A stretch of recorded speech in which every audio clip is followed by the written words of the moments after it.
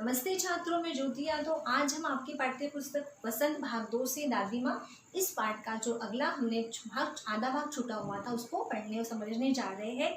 इसके पहले वाली तासिका में हमने पढ़ा था दादी माँ के बारे में कि लेखक को किस तरह से दादी माँ की याद आती है, बचपन की बातें याद आती है, अपने दोस्त याद आते हैं, जो बारिश का समय था उस समय की घटना याद आती है, शादी वाली जो कृष्ण भैया की शादी हुई थी वो समय जो उन्होंने क्या हरकतें की थी वो बातें याद आती है।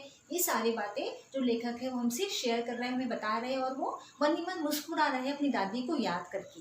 तो हमने ये पढ़ा था। अभी हम इसके अगला जो हमारा भाग बचा हुआ था वो पढ़ते समझते हैं। ये देखिए, जो दादी माँ थी, जैसे मैंने आपको बताया था, दादी माँ सिर्फ लेखक की दादी माँ नहीं थी बल्कि वो पूरे गांव की दादी माँ थी। सब लोग उन्हें बहुत मान सम्मान दिया करते थे। लेकिन ये कब तक था? जब तक उनके दादा उनके साथ में रहा करते थे। दादा ने भी बहुत सारे लोगों को पैसे दिए थे। जैसे इसमें एक मुहावरा आया है कि मुंह में राम बगल में छुरी। ऐसे उनके दादाजी के जो दोस्त थे, जब दादाजी की मृत्यु हो जाती है तो उनके घर की जो दादी माँ की जो कंडीशन है, घर के हालात है, वो परिस्थिति खराब हो जाती है। वो क्यों खराब होती है? क्योंकि जब दादाजी थे तो सारे जो दोस्त हैं वो अपनापन बताया करते थे और बहुत हम लोग अपने हैं, हम आपकी सहायता करेंगे। लेकिन जब उन पर परिस्थिति खराब आती है, उनकी घर की कंडीशन खराब हो जाती है तो उन्हें साथ देने वाला गाँव में कोई नहीं होता है। होता ये है कि दादाजी जो है वो उनकी मृत्यु हो जाती है तो उनका श्राद्ध किया जाता है दादाजी का। तो दादाजी के श्राद्ध पर लेखक के जो पिताजी है, यानी दादी माँ के जो बेटे हैं, वो बहुत सारा खर्च करते हैं। जैसे होता है ना कि कुछ लोग अपने दादा दादी का श्राद्ध करते हैं तो कुछ वस्तुओं का भेंट करते हैं, कुछ लोगों को खाना खिलाते हैं, जैसे कंबल है, तो बहुत सारी वस्तुओं का, अनाज है, फल है या खाना है, ऐसा दान किया जाता है। तो लेखक के पिताजी ने इसमें भी अपने पिताजी के श्राद्ध पर उन्होंने, लेखक के जो दादाजी थे उनके श्राद्ध पर जो लेखक के पिताजी, उन्होंने बहुत सारा खर्च कर दिया था। इतना खर्च किया था कि उन्हें दूसरों से, गांव के लोगों से पैसे उधार लेने पड़े थे। और पैसे उधार लेकर उन्होंने इतना खर्च किया था कि वो पैसे वो वापस कैसे करें, उनके पैसे कैसे वापस लौटाए।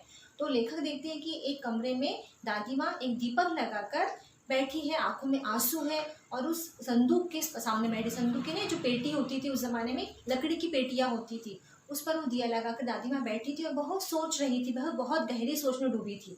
तो लेखक वहाँ जाते उन्हें देखते हैं और उनसे पूछते हैं कि दादी आपको क्या हुआ, आप ऐसे क्यों बैठे हो? तो दादी कहती है, दादी बातों को पलटा देती। दादी कहती है कि अरे पगले, तुझे भूख लगी होंगी, चल खाना खा ले।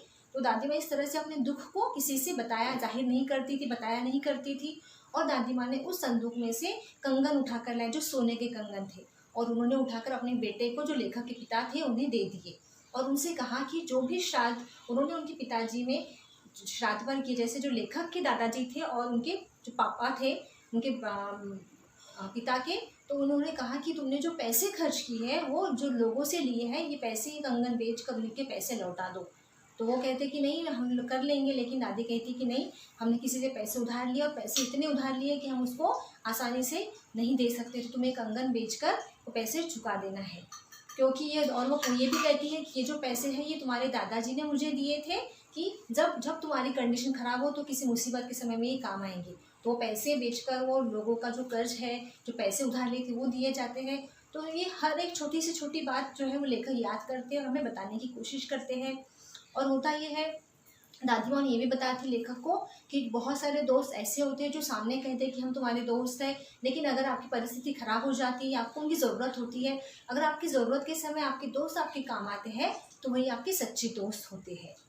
ये भी एक वजह से सीख मिलती है, क्योंकि उनकी कंडीशन इस तरह से हो गई थी। उसके बाद में फिर लेखक क्या सोचते हैं, उन्हें याद आता है कि उन्हें एक पत्र मिलता है। जब वो हॉस्टल में रह रहे हैं, वो बड़े हो चुके हैं, बाहर पढ़ने के लिए गए हैं, तो उन्हें एक पत्र मिलता है। वो पत्र किसका होता है? कृष्ण भैया का। कृष्ण भैया का पत्र था, जो उनके बड़े भाई थे। और पत्र जब वो पढ़ते हैं लेखक, तो उन्हें पता चलता है कि उस पत्र में क्या लिखा था कि दादी अब नहीं रही।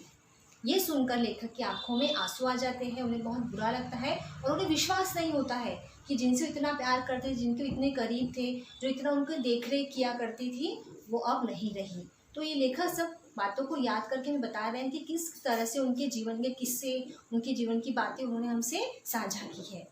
तो आज हमने दादी माँ इस पाठ का आधा बचा हुआ पाठ जो है वो भी पढ़ लिया, समझ लिया।